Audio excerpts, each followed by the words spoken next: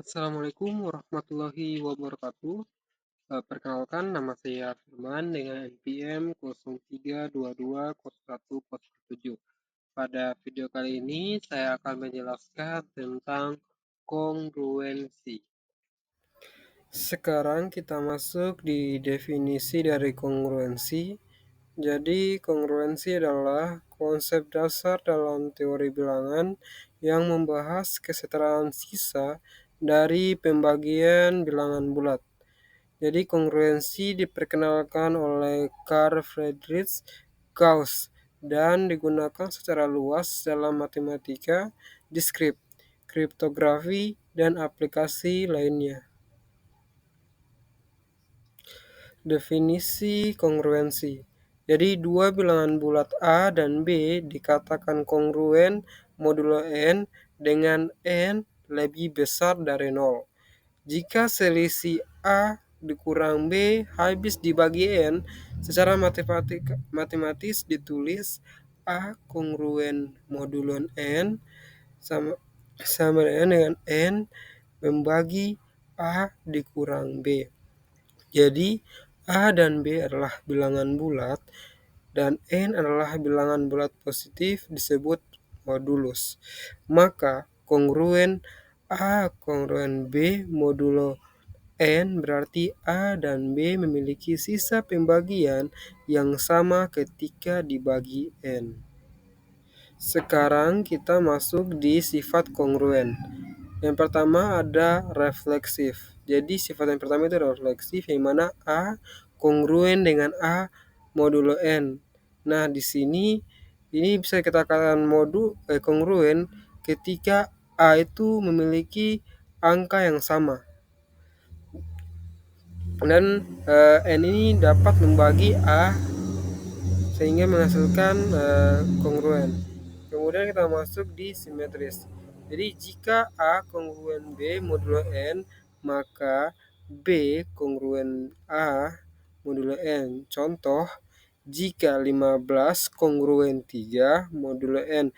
Kan di sini N6 dapat membagi 15 yang menghasilkan 3 dan N6 dapat membagi 3 yang menghasilkan 2. Jadi mereka ini habis dibagi sehingga pada 3 kongruen 15 modulo N6 ini memiliki hasil yang sama. Kita masuk di sifat yang ketiga yaitu transitif. Jadi jika A kongruen B modulo N dan B kongruen C modulo N, maka A kongruen C modulo N. Nah, di sini ada contohnya, jika 10 kongruen 4 modulo 6 dan 4 kongruen 2 modulo 6, maka 10 kongruen min 2 modulo 6. Sekarang kita masuk di sifat kongruen yang keempat yaitu penjumlahan. Jika A kongruen B modulo N dan C kongruen D modulo N, maka A ditambah B kongruen B ditambah D modulo N.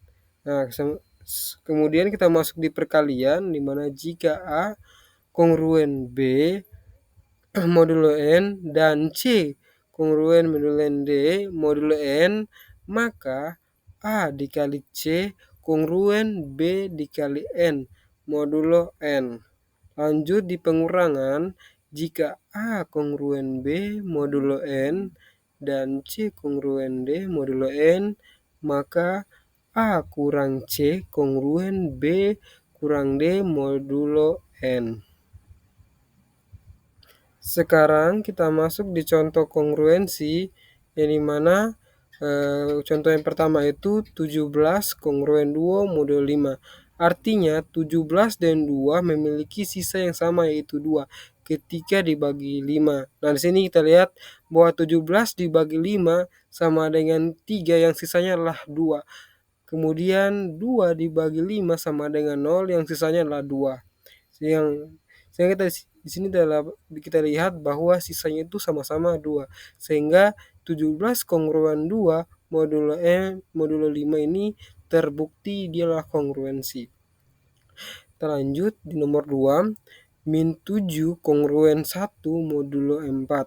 Artinya min 7 dan 1 memiliki sisa yang sama, yaitu 1/3 dibagi 4. Jadi min 7 dibagi 4 sama dengan min 2 sisa yang 1.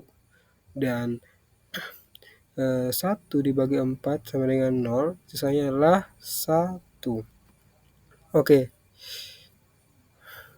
Itulah penjelasan singkat dari saya, kurang dan lebihnya mohon dimaafkan.